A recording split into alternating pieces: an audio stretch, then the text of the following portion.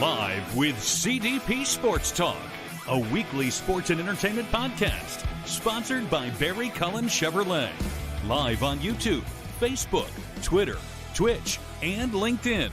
And on audio via Apple Podcast, Google Podcast, Spotify, Anchor FM, iHeartRadio, Amazon Music, Radio Public, and TuneIn. Now, here's your host, Chris Palme.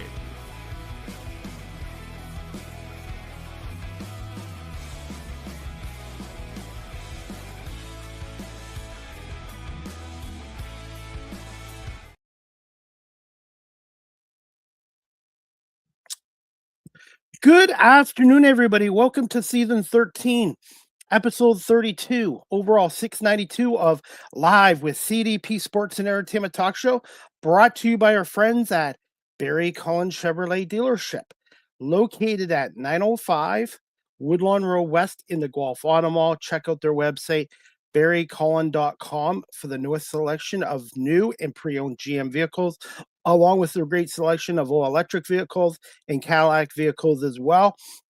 You can call the dealership at 519-824-0210 and tell them Chris Palme sent you, or you can email them at info@barrycullen.com. Barry Cullen Chevrolet Dealership has been family-run and operated here in the city of Guelph since 1969 and has been a proud sponsor and advertiser of Live with CDP Sports and Entertainment Talk Show for the past 3.5 years. I hope everyone's doing well on this Tuesday, April 14th, 2026.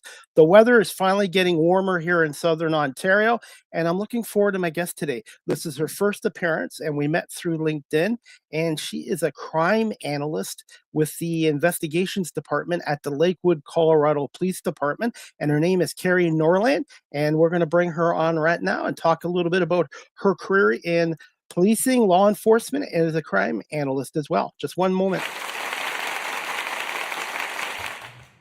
Good afternoon, Karie. How are you? Good. How are you doing, Chris? I'm doing okay on this. I can't believe it's already April's half over. April 14th. I can't believe we're already in the 4th month, and it just keeps moving faster and faster. Absolutely. And we had a long winter here in Southern Ontario. I'm just inside of Toronto, and it was just one of those long winters this year. Well, I'll trade you. We had no winter down here in Colorado. We had probably 3 total snowfalls and just more 60-degree days than I think we have had in over 100 years. So we're now moving into drought season and having to limit our water consumption and all of that. So it was definitely, I think it made the winter go by much faster because we didn't have those long, dreary, snowy days, but it was definitely makes us fearful for spring and summer months as to what'll come. Are you originally from the state of Colorado? I'm not. I'm originally from Wisconsin. So I've been in Colorado a little over 8 years now, but kind of grew up in Wisconsin and then went to school in a different state and have kind of bounced around all over since then. Since you mentioned Wisconsin, you must be a Green Bay Packers fan, or have you converted to the Broncos? I will cheer on the Broncos, but my heart is always with the Green Bay Packers. Born and raised a Packer fan, and will support them, especially when they play the Bears. And I've been to Wisconsin 6 years ago. I went to a Milwaukee Brewers game, and then I ended up going to a Green Bay Packers game at Lambeau Field. What an experience that was, Lambeau Field. You got me beat. Lambeau is still on my bucket list, and my brother now has partial season tickets, and I keep planting the seed for him to bring me to one of the games. So fingers crossed, maybe this coming season. And Wisconsin, they love their cheese, and they also like their beer and their sausage and all that as well. They love their food, their drink, and their sports teams. Oh yeah, devoted in all of those areas. So I'm hoping to get back. Chris, are you still there?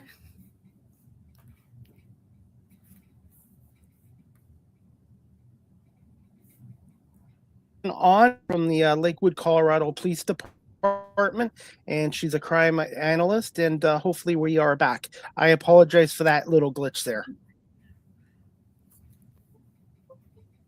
All right, I think we should be good. Can you see it hear me okay now? Yes. All right, everybody, just bear with us. We will get this fixed. Just a little glitch. Okay. I do apologize for that.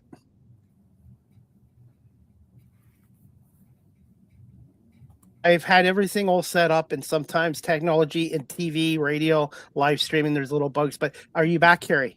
Yes, I am.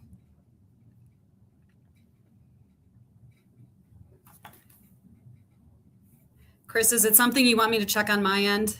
Okay.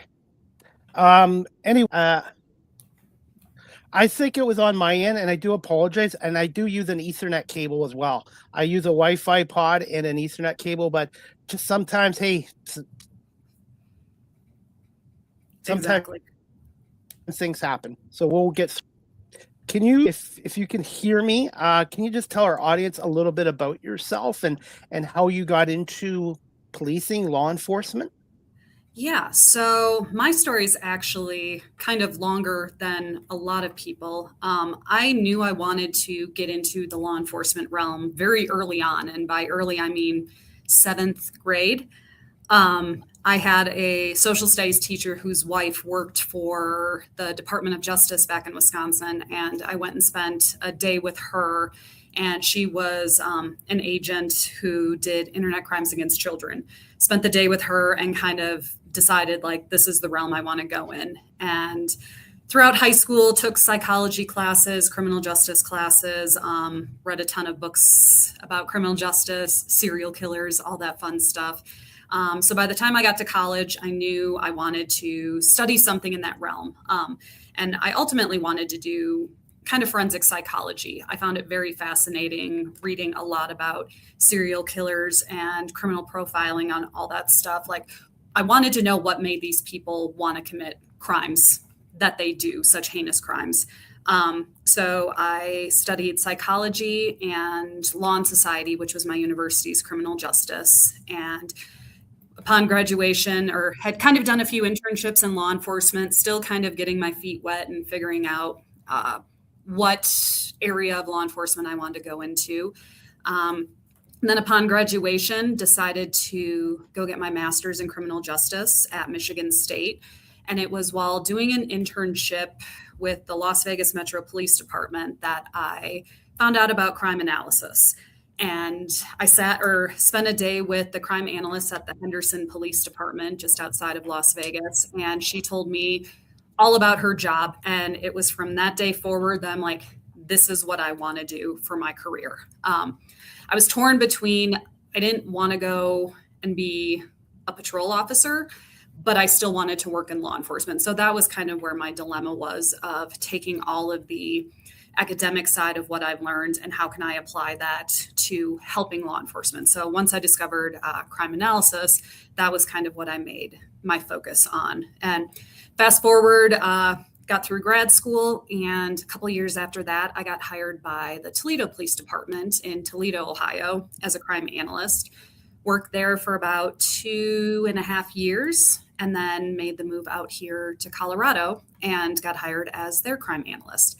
So I've been here a little over 8 years now, working for the same department, and I absolutely love what I do. There's days where I think everyone can say they dislike their job, but for the most part, it's something different every single day. And that's what I love about it, is we see different cases, different people, and every day is a new experience and a new challenge. It's not your typical Monday to Friday, 8 to 4 job.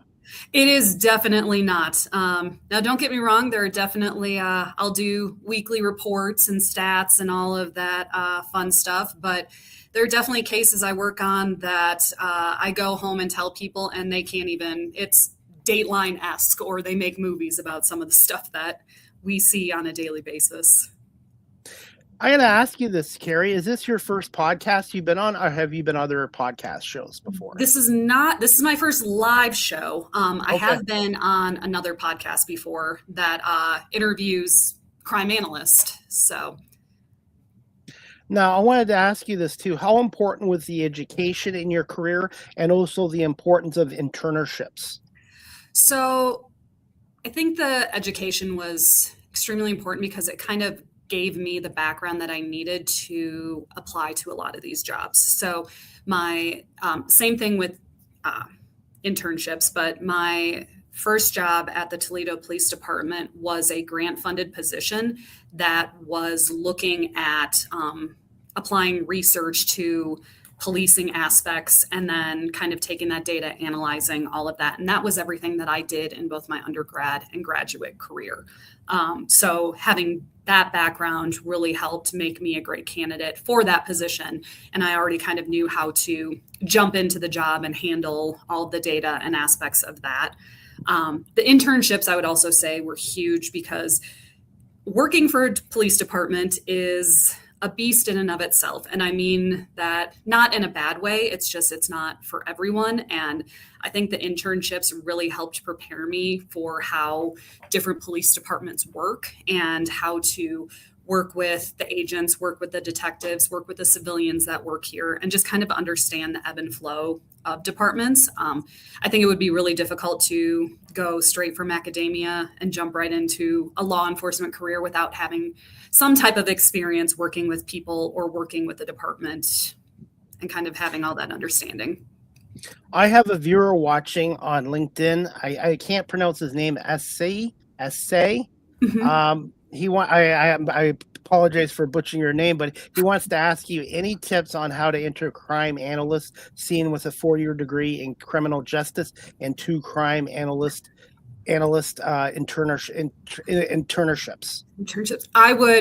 I can tell you, I was in that exact same position, getting out of grad school, and it can be tough.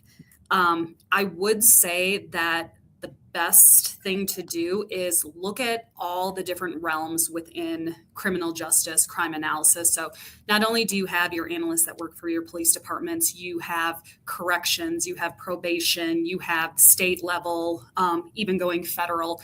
There's a lot of different outlets that you can look at, and you may not be able to get a crime analyst job to start with, but you might be able to get an entry-level records position or data entry or something that can get your foot in the door, and then you can be able to kind of move up from there. Upon graduating grad school, I was applying to a ton of analyst positions and wasn't getting any callbacks. I ended up taking a job with Target working as an assets protection manager. So while it wasn't exactly the area that I ultimately wanted to work in, it was somewhat in my field. I got experience working with local law enforcement, doing investigations on the private sector side of things. And then I could take that experience and apply it to crime analysis. So best piece of advice, keep trying, send emails out there, but also try and make connections with people too. More than willing to help and kind of point you in the right direction. Especially in the media industry too, connections and networks, and never burn bridges as well. And also it's important to be diverse too, because I know in the media industry, I'm the talk show host, but I'm the producer, content creator. I do about 10 different things. And I'm sure the same thing in the policing industry as well. Law enforcement is, the more you can be diverse, the more useful you are as well. It might not mean you're the best at everything, but I think being diverse really helps you too. Well, and that's why I do a ton of trainings and take classes, and it may be on a topic that I don't see every day or every week in my career, but it may come up at some point, or someone may have a question that it relates to, and I've planted that nugget or I've taken that training and I can jump in and try and help there. So there's a lot of different ways that you can make yourself marketable and kind of help your chances. Karie, can you just tell us a little bit about your time with the Toledo Police Department as a crime analyst? Yeah, so it was definitely the start of my career. So like I said, while I went in with some data analytics experience, this was my first time going into a police department and working specifically. We were dealing with a smart policing grant, which was given to, I think, a couple sites a year. It was a BJA, Bureau of Justice Assistance grant. And ours was specifically looking at priority and prolific offenders. So research shows that a small population of criminals commit a large portion of the crime.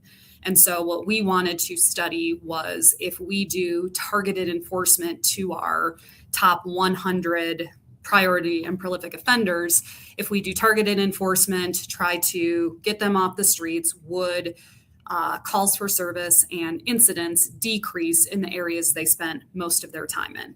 So you think, okay, if you have that one person who's always stealing, doing domestic violence, all of that, if you remove them from their area that they work, they live, they spend their time in, will the calls for service decrease and all of that? So for 2.5 years, I worked hand in hand with our special intelligence group, SIG, group of great guys that were a ton of fun to work with. And we just tracked our top 100 priority and prolific offenders and went through all the data, if they got arrested, if their case went through prosecution, all of that.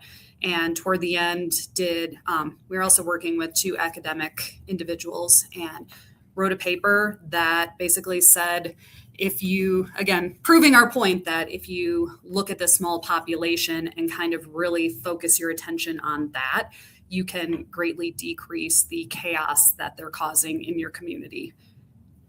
I have a couple more comments. SL says he works as an asset protection for Target 2. Awesome. And he also says, thank you for the valuable information. Good. And Jennifer's watching on LinkedIn as well. Great information for those asking in career fields as well. Awesome. Thanks, Jennifer. Karie, how valuable was your experience in your time with the Toledo Police Department in terms of your gaining skills and learning as a crime analyst? So it was invaluable. The individuals that I worked with there really kind of took me under their wing and helped me. Like I said, I was a very brand new, analyst, and not only working with the Special Intelligence Group, but Toledo has a real-time crime center. So we had both sworn and civilian analysts all in one room. And just being able to bounce ideas off of each other, I learned how to set up sock puppet accounts. I learned how to use license plate readers, how to track cars going through the city. It was a very fast-paced environment, and kind of having to learn on the fly really helped me hone my skills enough that I felt confident within 2.5 years of kind of looking to move on to a new position, new area, and take all those skills with me. But I would also say the people that I met at the Toledo Police Department were just absolutely phenomenal to work with. They're still some of my closest friends. I still keep in contact with a lot of them there, not only professionally, but personally as well, and just really had good relationships with all of them, and they continue to run a great police department. It's truly a team effort as well. It is, like everything in law enforcement, and I know there's a lot of people out there that like the accolades, like being the front of the podium and taking all of that. I like being behind the scenes and having it be a team effort. Like anytime we do an investigation, it's everyone's on board, everyone's doing a different task, and it's all coming together to ultimately help our community. And that's, why our officers do it, why detectives do it, why crime analysts do it. It's to keep our community safe.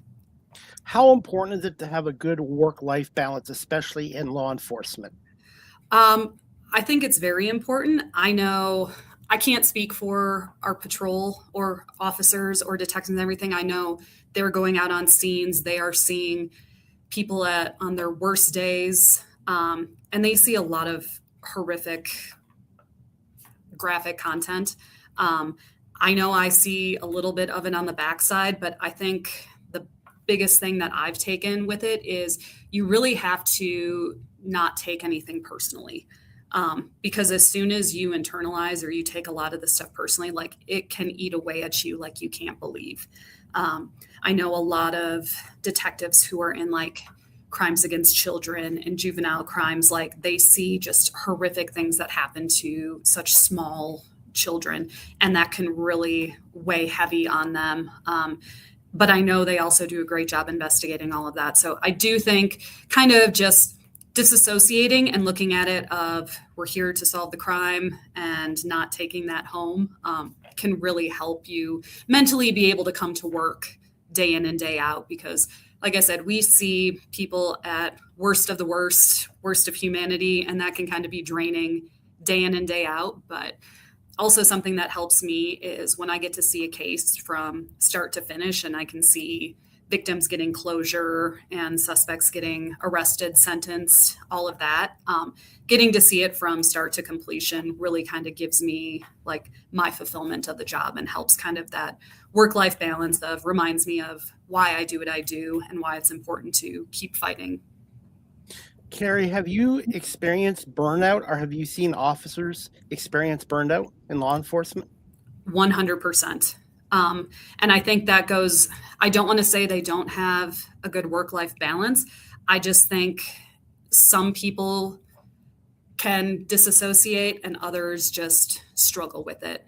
But I think it's also important that you stand up for yourself if you are struggling and say, I just don't think I can work in this specific area, or I need a break. Can I switch over here? I don't, at least at our department, I don't think there's anyone that would say, no, you got to continue on doing this. Like, our department really prioritizes mental health, work-life balance, and they're really supportive if we see an officer or detective struggling, trying to help them out the best that they can. So I think it's, as long as someone's able to speak up for the struggle that they're going through, I think departments would be really willing to step forward and help them. Do you feel empathy and listening skills are shrinking these days? I'm not quite sure of the question. Just empathy, I guess empathy, like showing compassion for others. Yeah. I see that day in and day out. I always have empathy, especially when we're looking at our different cases. Like, once we start to investigate it, it may go a different direction and your empathy may change here and there. But I think that's a huge skill set to have in this position, because you really do need to understand also like why people are doing things. Like, we can all make assumptions and you may not fully understand why this person was thinking the way they did when they committed this crime, and just kind of getting to the understanding of a lot of the whys, which I love having a background in psychology, because I think that helps when I'm looking at cases too, applying that empathy and just kind of understanding and looking back as to like why these people are committing these crimes. What are some of the biggest causes for crime? And have you dealt with some people where they've had a perfect background and all of a sudden they just got into with the wrong crowd? We see that day in and day out. And I think I can generalize reasons for crime, but I think it's so individual. You may have poverty. You may be dealing with, I know Colorado has a huge homeless population, and we see a lot of crime, drug use coming from there. Domestic violence, you may have a situation where they can't get out of it and things escalate from there. Homicides, it could be we've seen over money, over stealing weapons, over people they know. We've seen homicides where they don't know them. It really is very individualistic. So it's kind of hard to generalize. And that kind of goes in with the empathy part of it as well, is, okay, we see someone go and steal something. Well, did they steal this because they needed it, or are they doing it for a more nefarious reason? I know in Canada right now, a lot of the mental health programs have been cut, and more people with mental illnesses and that are on the streets. Have you guys had that same issue in Colorado, where people who should probably be in institutions or getting help are out on the streets? 100%. And I think not only in Colorado, I think that is an issue across the U.S. And as you said, up in Canada too. The problem is it's a revolving door that you want to get them behind bars, not arrest them per se, but get them somewhere where they can sober up, get some treatment and everything. But then because we don't have institutions, our laws can only keep them in jail or prison for so long, then they have to be released. And when they're no longer having that everyday monitoring, a lot of times they will fall back into the same patterns and go commit the crimes, and they the mental health aspect isn't addressed in the way that it should be. It's just kind of, okay, well, cold turkey because they have to, and then they get released and go right back to it. So that could be a whole other discussion topic and all of that. But I do know we're seeing a lot of that. We're also seeing a lot of mental health issues from the younger populations as well. So not even the homeless population, but a lot of children coming up with issues too that are being portrayed with crimes as well. Do you also see increase in drugs and substance abuse as well? Yeah. I think they kind of go hand in hand, but just how the drug trade has become in this country, it's an epidemic. Is all your officers, are they all equipped with mental health training, like programs for the officers? Yes. So here at Lakewood, we actually have mental health co-responders. And we have caseworkers that go out and help and assist our officers. So we take it really seriously, and we bring in the professionals anytime we have situations like that. We also have task forces that if there's any escalation or any cases that are coming forward, that it kind of brings in people from different areas of the department, addressing what can be done and just making sure that this incident doesn't all of a sudden become a much bigger incident. Can you also tell our audience a little bit about dispatchers, how stressful their job is and how important it is? Oh, I can tell you a little bit. I haven't spent much time with our dispatchers, but being the first people to talk to these individuals who are calling into 911, one, their ability to get information very quickly, especially in very stressful situations, is key. It's not only helping the individual on the other line, but it's helping our first responders, our officers that are going to the scene, know what information they're looking for, location, if there's someone with a gun, what the person looks like, what gun to look like. So it's not only helping our community stay safe, it's also helping our officers stay safe as well. And the amount of information we use from dispatchers after the fact, so going back and looking at calls for service, all of the information that they're documenting is so important. I know I use our call for service database on a daily basis, getting information that they've typed in on there. So they are an invaluable part of our career. And I don't think they're recognized as much as they should be, and they also like to remain calm with a lot of those calls. Like, I don't think I could ever do that job. So kudos to them for staying calm and helping walk people through all of the emergencies they deal with.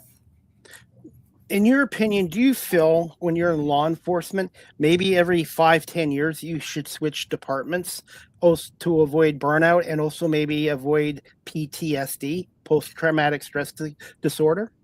I think, again, it probably depends on the individual. Here at Lakewood, we have, especially in our investigations divisions, we have two different types of detectives. So we have permanent spots and we also have rotator spots. So permanent, obviously, they can hold the position for as long as they would like in the same division or sector that they would like. Our rotators do either 5 years or 1 year, where they get to work for that area for that amount of time. And then they either can go back to patrol, or if there's openings elsewhere, they can look at another division. And I think that kind of helps them as well. Kind of gives them, if they're not quite ready to do a permanent spot or they just want to get a taste for it and see if it's for them, they can. We just had a detective not too long ago in crimes against children, was there for about 2 years and decided that there was burnout and it was too much. So he rotated back to patrol and we had another detective step in. So I do think, like I said, we talked about it before, of being able to speak up for that too, and just seeing that this might not be the area for me is important too. And he was prioritizing his mental health and health of his family and everything. And he was well respected for that. But I do think it kind of helps avoid burnout, because I've seen friends that were in computer crimes for 20 plus years looking at child pornography, all of the stuff that people have on their computers. And at the end of their retirement, they're like, I can't do this anymore. And I think to avoid getting to that, being able to go to different departments could definitely help. It's important to have a strong support system. It is. And I have another viewer watching on LinkedIn, Tanya Williams. She says it seems drugs will always be an issue. Yes. That's $1 million question, along with a lot of other ones our countries are dealing with, is how do you address that? But until we can figure out ways to stop the drugs coming in and out, we can only do what we can. And I know here at Lakewood, we just sent out a letter on our Facebook page, Twitter, X, Instagram, everything, saying how we're going to start enforcing a lot of our open drug use and really kind of tackle this, because we are seeing issues in our parks, in our streets, and just having open air drug trade going on. And so we're really making that a focus here at Lakewood to try and combat that and try to make our community a lot safer. Karie, I was born in the 70s, and I was always told I was respect my parents, police officers, teachers, and that. Do you feel this younger generation, there's a disconnect with them in policing? I think yes and no. I think it will depend on how they are raised and how their parents raise them. But I do think, I see that with a lot of, you see the videos go viral of people fighting police officers and being combative and all of that. And it always kind of comes back to, would all of this have escalated if you just kind of followed the rules? And not saying that you have to obey every order you're given, but kind of respect the authority that's coming at. They're trying to keep you safe, keep our community safe. And I think that's an important aspect. And like I said, it's basically how they're going to be raised. So you're going to have different instances, different situations. Drugs can be involved, and we all know those incidents can escalate a lot that normally would not get to that point. So I do think there's a little bit of an issue with the younger generation, but hopefully that kind of fizzles out and they see that law enforcement's here to help, not hurt them. What's your thoughts on community policing and trying to get that word over that the police are not your enemies, but they are trying to work with the public to protect them? I think community policing is a great way to get the community to have a buy-in. I think it's also helpful. Like I said, we have a lot of civilians that work here in Lakewood, and we have a community action team that not only has sworn officers, we also have civilian individuals as well. So when you have a civilian kind of going out and speaking the good word of the police officers, I think that has a lot of clout to it too. So it's not just police officers saying, hey, you need to follow my orders and do all of this, but really kind of like showing them we're here to help you, not to always to arrest you, to do bad things, stuff like that. So we really try to preach that here in Lakewood. We do a lot of community events, get our officers out. We do National Night Out. We do shopping with the cops at Christmas, really showing just how much we care and value our community and try to get as involved as we can to bridge that gap. I was going to bring this up later, Karie, but I'm going to bring it up now. How much has technology, the internet, and smartphones changed the role of crime analysts and also policing too? When police or officers are going to a call, there's always somebody out there that has their phone on filming everything too. This question has so many different angles. I think the biggest thing is with like smartphones with our officers and everything, that there is always this concept now, and we've seen in the last couple of years, of someone's watching. But from the flip side of that, and I know here in Colorado, it was state mandated a few years ago, our officers need to have body worn cameras. So I think that has kind of helped combat that. You have these smartphones, you have these people that are recording our officers, you get one angle and you don't know exactly what happened, where now you have the body worn camera from the officer, you can get a different angle and you can see kind of the whole interaction that's going on. So I know that's been I know at first our officers were a little nervous to have body worn cameras, but I think they've really seen the benefit of this helps support them and their statements and how they're conducting their investigations, and has been really helpful in combating a lot of issues that people may come forward and it's like, no, this is what actually happened. Here's the video that we have there. But I think, technology in and of itself, just with agents too, the last few years, like you see the videos all over the news. And of course, like I said, they take angle and all of that. And it just kind of perpetuates sometimes bad policing, unfortunately. But just with other technology and internet too, like it has greatly enhanced my ability to do my job. So I know it's a hot topic, but I'll just kind of bring it up, like license plate readers. I know a lot of people are very concerned about their privacy being violated and Big Brother's watching them and everything. But what they don't see is how we use that technology to help keep our community safe. So I'm going through and I may be looking through thousands of pictures of license plates. I'm comparing it to one picture of a vehicle that we have from a surveillance video that committed that crime. So 99.9% of all the other vehicles that I'm scrolling through, I'm not paying attention to. I'm trying to find this one vehicle that we know committed a crime and did something wrong. And we have solved homicides, robberies, child kidnappings, so many crimes using license plate technology. And so it's absolutely a phenomenal tool. And along with all the other technology that I have at my fingertips, it really helps me do my job, which I said is ultimately keeping our community safe and trying to catch the people that are not keeping our community safe. Facial recognition too is a big help. It is. Here in Colorado, we have a statute that you have to go through all of these steps to get facial recognition turned on.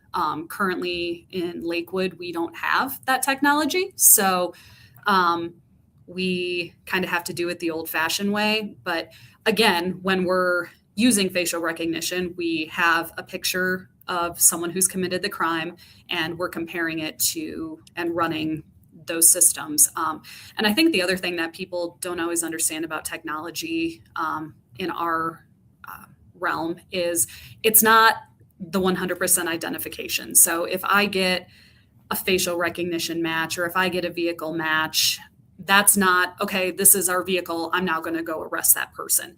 It is one piece of evidence that we now have to take and do further investigation on.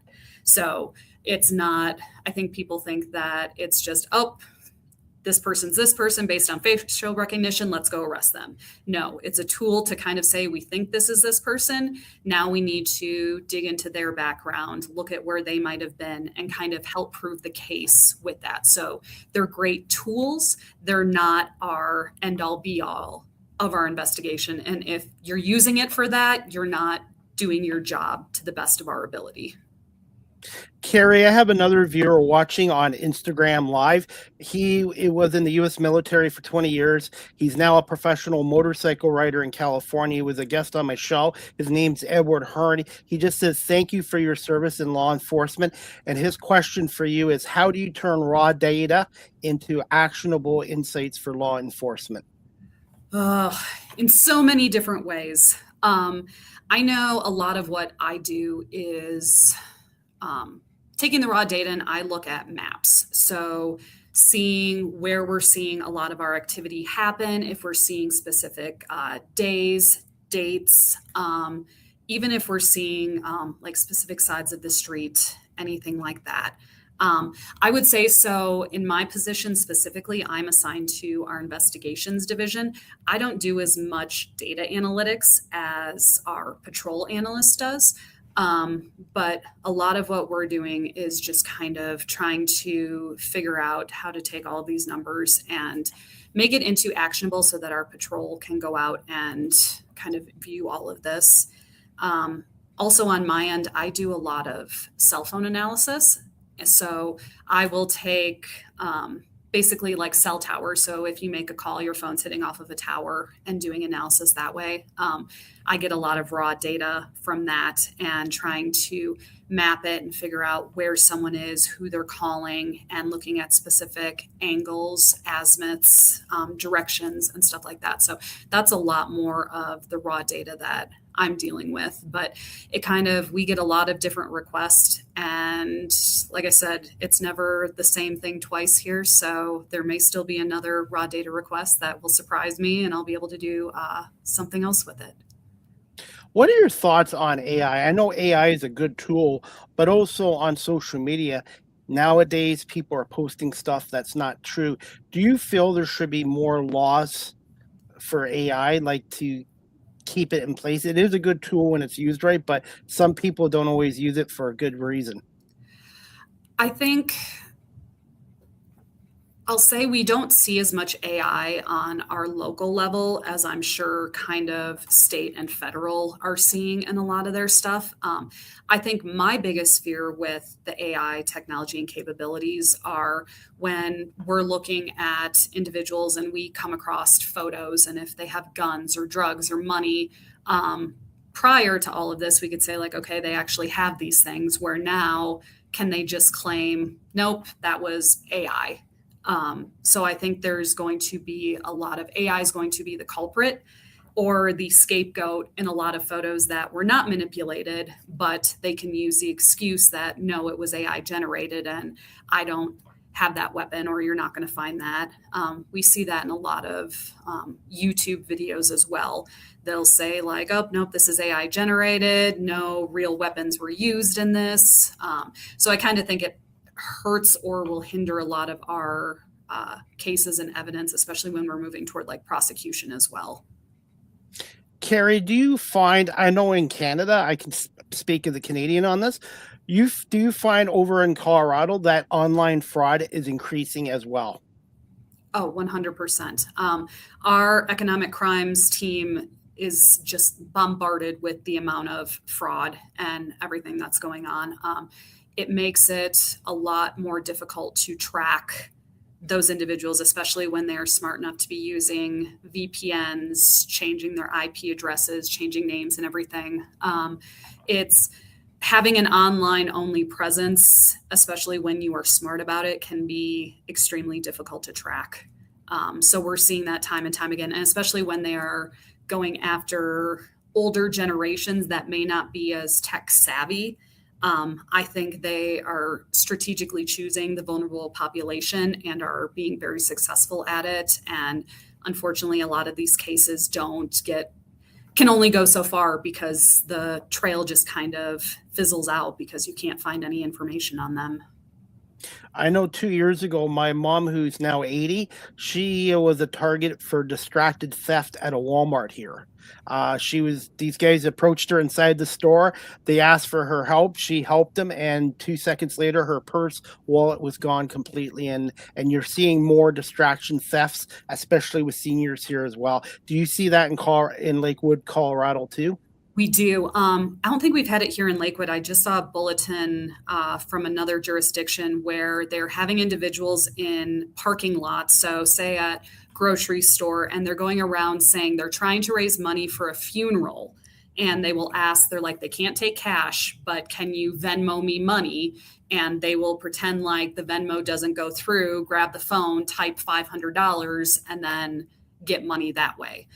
So not only distraction crimes, you're using the sympathy aspect of, okay, helping someone with their funeral. And I know in my position, I have learned to not trust anyone, almost probably to a fault.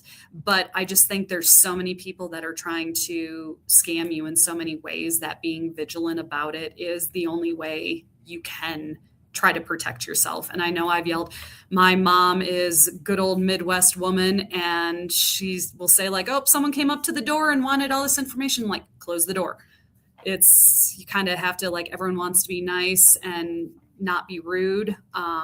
But I think it's better to be aware that these things are happening and just try to protect yourself, because a lot of times you won't get that money back, and it just makes it really difficult to kind of return from that. Especially the phone scams too. Yeah, it's one of my coworkers likes to play around with the phone scammers a lot and deal it right back to them. So it's a scary world out there. And you know what the scary part is? Some of them, they want to get your voice. They want to take your voice and then use it to scam other family members into giving money as well, which is happening here in Ontario. Oh yeah. The number, like anytime, I think there was one where they'll like call and ask if this is so-and-so, and they want you to say yes, because they will record it and then like try to get a hold of your bank and use that as like a voice recognition. And I always I refuse to say yes. I'm always like, who is calling, and try to not give them any information or give them the keyword that they're looking for. Karie, when you're doing an investigation with cell phones and that, how difficult is it to unlock a phone, and what's the process like? So I will say I do not have the capabilities to do that. That is our crime lab and the crime scene analysts that are able to do that. They use different technologies that can sometimes crack into phones. So I do know if you don't have the passcode to a phone, they can be extremely difficult to get into. But with a lot of the technology that we have here at Lakewood, that other departments have as well, usually we have pretty good success in being able to get into a phone once we have a search warrant, obviously, to get all of that data. So I don't get to do all the fun, cool tech stuff. I get search warrant returns from cell phone carriers, and I do all that analytics. I will get the phone downloads once they've gotten into the phones, but the crime scene analysts are the ones that do all of the physical downloads and dumps. In your 10 years of being a crime analyst, do you find there's more and more people now in the crime analyst in police departments? I do. I think when I first started, it was kind of few and far between departments that had it. I think almost every department, if they're at a certain size or they have the budget, has some type of analyst. And I think that's important, because you look at any other business in the world, you have bank analysts, you have financial analysts, you have analysts everywhere. Why not bring in someone to help analyze all this data and do policing smarter? We have so many different capabilities of tracking data, tracking crimes, and all this stuff. And instead of just going out and guessing where things might be happening, trying to use that data to better serve our community. Got another viewer. It's the same one before, SL from LinkedIn watching. He wants to know any cool names that you have given to a suspect in a series of crimes. I don't think I've named any specific suspect. I know there's so many really cool ones out there, like Jack the Ripper and all of that. Unfortunately, I don't think I have any good names we've given anyone. We've had some cool cases that we've worked on, but no specific suspect names. Karie, how would you describe yourself as a speaker and a teacher? I like to take the approach of, I want you to, when I teach, walk away with knowledge. I said earlier, I'm someone that I like to kind of blend into the background. I know that's weird to say as someone who likes to teach and speak. But everything that I teach about is to help everyone else gain a skill to be able to take back to their department. And kind of the approach that I take is using a lot of real world examples to kind of get the points across and get the tips and tricks that I like to teach. So I know I've gone to a lot of law enforcement trainings that the people just like to hear their own voice and talk about all the things that they've done in their career. And I'm someone that I want people to walk away from the classes that I teach, having those skills to be able to go back and teach people at their department, and just kind of speaking to everyone, not as someone who thinks she knows it all, but kind of as an equal with the people that I'm teaching. And I like to teach to a wide range of individuals. So I teach specifically on social media and open source intelligence. And I know I've had people that have never used social media in their life, and I have people that know much more than I do. And I think kind of approaching it of, hey, we're going to all learn some of these skills together. And if you guys know more than I do, like, reach out to me and let me know, because I think we talked about it earlier, like making those connections and reaching out to people when you don't know something is a great, like, humility is a great skill to have. And I think it also like makes you more approachable, and people want to learn from you if you're willing to say like, hey, I'm not an expert in everything, but here's things that I've learned in my career and just from experiences that I've had, and I want to share those with you. So I love teaching. I love getting to speak with people that way. And I think I've had success in kind of taking that approach with all of the teachings. Karie, I'm going to put you on the spot here. Do you find the social media platforms are doing enough to protect people and reporting crimes? I don't. To be completely honest, I also think that a lot of social media platforms are specifically trying to hurt law enforcement from getting information as well. A lot of them can make it very difficult, even if we have legal process to get valuable information. And I also think there's just, I mean, you go online and you can just see so much information that can be taken down. But I think a lot of the issue is like, you can only do so much with AI of trying to take stuff down. I know TikTok has said that they actually have like live people going through, and if they see something, trying to report it and take it down. But I mean, think of how many millions, billions of people are on TikTok. Like, how can a few individuals do that? You would need the AI capabilities, but I think they may say that they're out to help individuals, but I think a lot of it is they're just out there to make money, and that's the end all be all of it. Got another question. Tanya Williams, again, LinkedIn is watching. She wants to know, Karie, do you ever have to step outside of your jurisdiction to solve a crime? Tanya, very often. And with that, I know here in Colorado, we have an amazing Analyst network. So because we are so close together, like we're 10 miles west of Denver, we have Aurora on the other side, like all of our jurisdictions back up very close to each other. So oftentimes we'll have a crime happen in Lakewood, they'll go down south to Inglewood and kind of go all over the place for a spree. But because we have such a great Analyst network and a really good working relationship with a lot of them, oftentimes if it does step out of jurisdiction, we'll reach out, say, hey, can you send me this report? Hey, we had this happen in our jurisdiction. Can you take a look at your cameras and see, do you have the same individuals? There's a really great rapport and help, because ultimately, like I said, we're trying to keep our community safe, trying to catch these guys. So the information sharing is pretty good out here.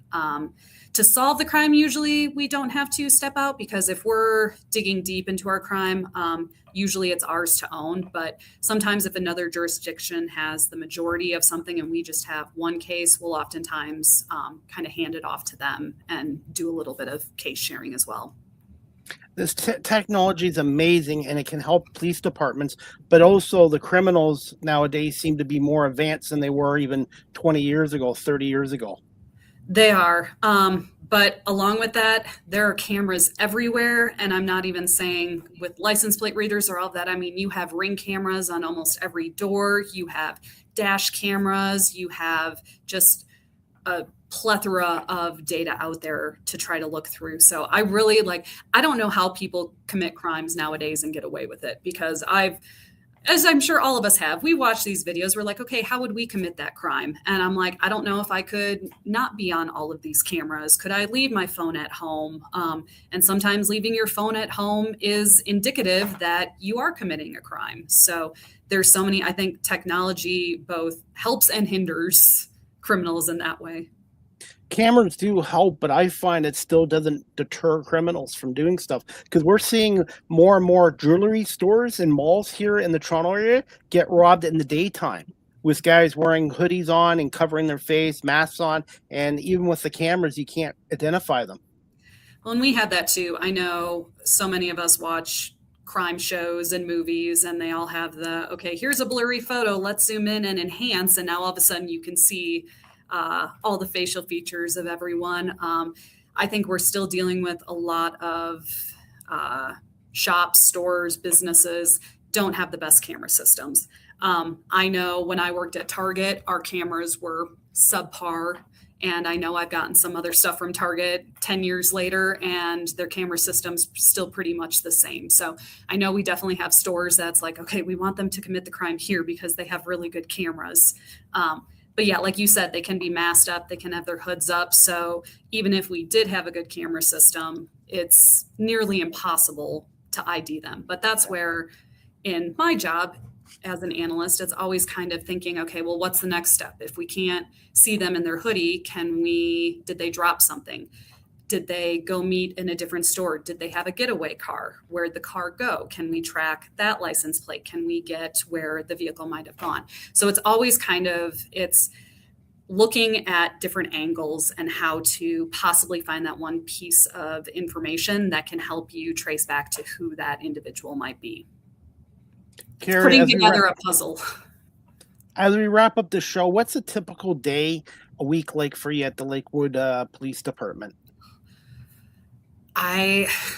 Nothing is typical, I would say. My day is mostly spent, I work hand in hand with all of our detectives. I have a bunch of different divisions. So we have family crimes, we have homicide, robbery, we have burglary, theft, juvenile, crimes against children, economic crimes. I work with all of them. So my typical day or week is kind of dependent on what all of them are working on.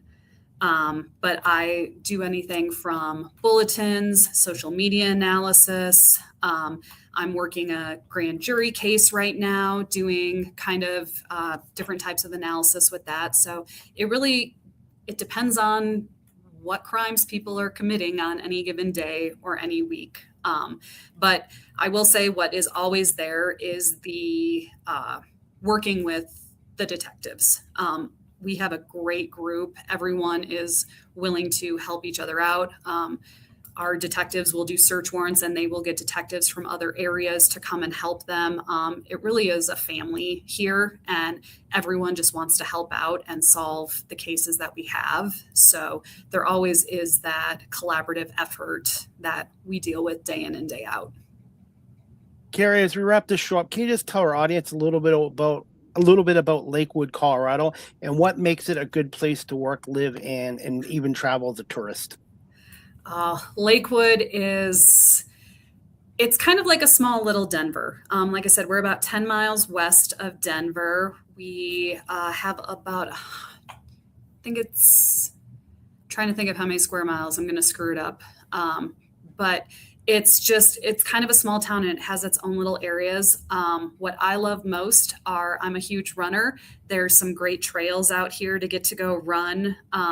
We are about 5 miles, or kind of the west end of Lakewood is about 5 miles east of Red Rocks Amphitheater. So a very popular venue to go see bands. I can actually hear the Red Rocks Amphitheater from my house. So I always thought that's really cool. We also have, if anyone out there has seen the show South Park, we have the famous Casa Bonita here in Lakewood.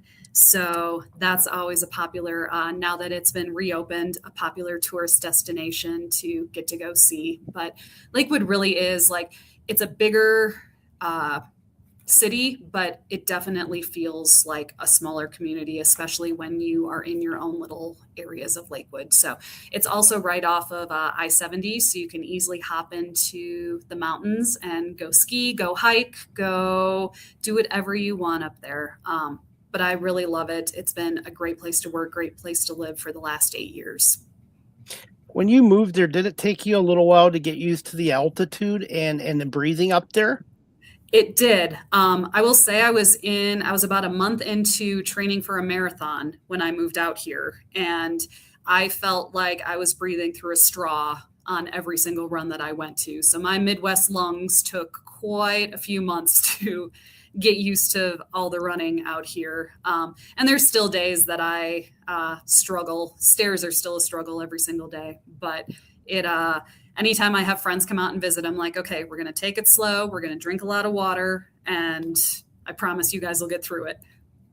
I'm hoping one day to get out to Colorado. I've been to 13 states, but I've never been to Colorado, but I've heard a lot of good things about the state too.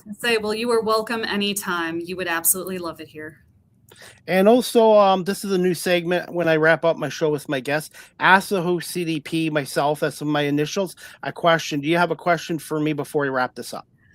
I do. How did you go from working security at a casino to wanting to be a talk show host?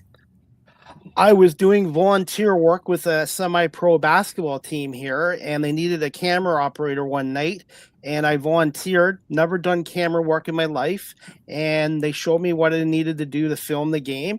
And after the game, they actually paid me for my work. They said, "Did you do camera work before?" And I said, "No." And they referred me to a local TV company to do camera work for a couple of years. And during the pandemic, which were awful for all of us for 2 years, I switched into being a podcaster, and then I've had this on a radio station. I found my passion at the age of 47, and I'm now 53, and I love what I'm doing. And my career in security prepared me for this, because in security I had to think on my feet, I had to do public speaking, I had to listen, I had to have empathy, and I think that career prepared me for this. And I'm also speaking at local high schools now about careers, education, and sharing my story as well. That's awesome. I love that. Goes into my theory that say yes to any weird opportunity that might come up. You saying yes to doing camera work, look at the doors that it opened. And I think just being open to so many different opportunities, you never know, you may like something, you may not, or you may find your new career at 47. Step out of your comfort zone. Mm-hmm. And you don't have to pick one career and that's it the rest of your life. You can have 2, 3, 4, 5 different careers. I was going to say, as long as it makes you happy, that's all that matters. And education doesn't end in a classroom. It's a lifelong process. Exactly. Karie, where can our audience follow you on social media? The best place to find you on social media, and the Lakewood Police Department. So you can follow me on LinkedIn. I think Chris has posted my URL for that. And then for Lakewood Police Department on numerous sites. So you can follow us on LinkedIn, Facebook, Twitter, X, or Instagram. Our PIOs usually post all of the same information on all of those. So feel free to go and follow and see all the amazing things that we're doing here at Lakewood. Well, Karie, I want to say thank you for giving us over an hour of your time out of your busy schedule for doing this, and continue success as a crime analyst. And you have an open invite to come back on our show again in the future, because I love great guests, storytelling. Every show I do is great storytelling, and I learn something new from my guests. And I want to say thank you so much for coming on today. Well, I appreciate you wanting to learn more about crime analysis and getting to talk with you. So this has been a pleasure, Chris. Thank you so much. And give me a little bit of time. I have another show coming up at 8. So I will send you the audio, the video, and I will do a couple reels and clips as well. And again, continue success. And I'm hoping one day to get out to Colorado as well. Awesome. Thank you, Chris.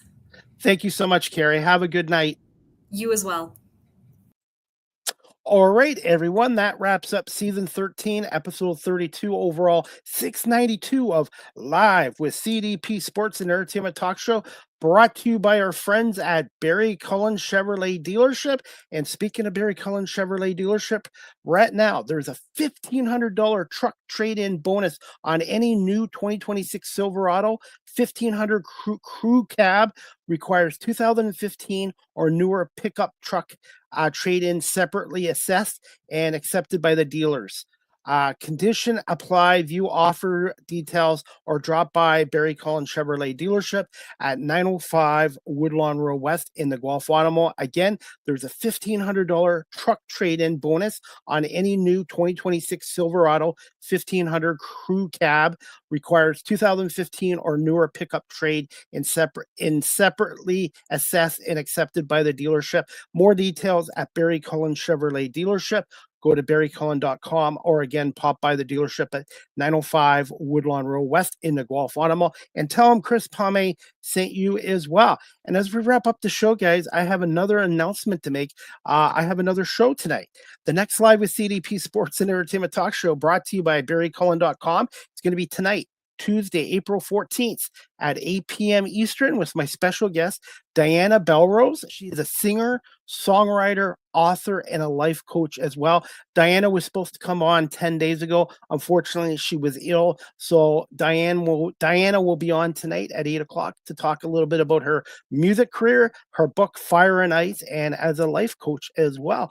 And I have Wednesday show at Wednesday, April 15th. Wednesday, April 15th, which is tomorrow, 7 o'clock. I have Nashville country music recording artist Danny Spiro coming on to talk about his latest hit, country hit called Hating Your Name. So if you're a fan of country music and Danny Spiro, make sure you check out Live with CDP Sports and Entertainment Talk Show tomorrow night at 7 o'clock as well. And hopefully you guys can join me in a little over an hour from now with Diana Belrose coming on, singer, songwriter, author, and life coach.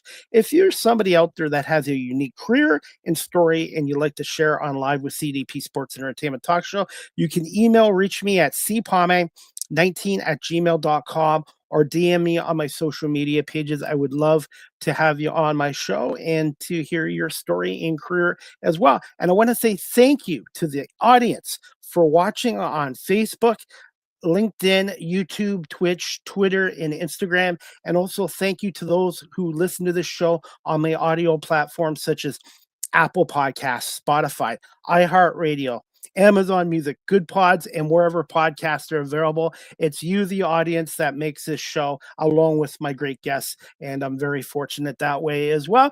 And we're going to wrap up this show, but I want to say thank you to Karie Nordland from the Lakewood, Colorado Police Department as a crime analyst in their investigations department for coming on here tonight. And we will see you guys back here in just a little over an hour with Diana Belrose and talk a little bit about her music career, her book, and her life coaching as well. I hope everybody has a great day, and we'll see you back here at 8 o'clock for another edition of Live with CDP Sports and Entertainment Talk Show, brought to you by our friends at Barry Cullen Chevrolet dealership here in Guelph.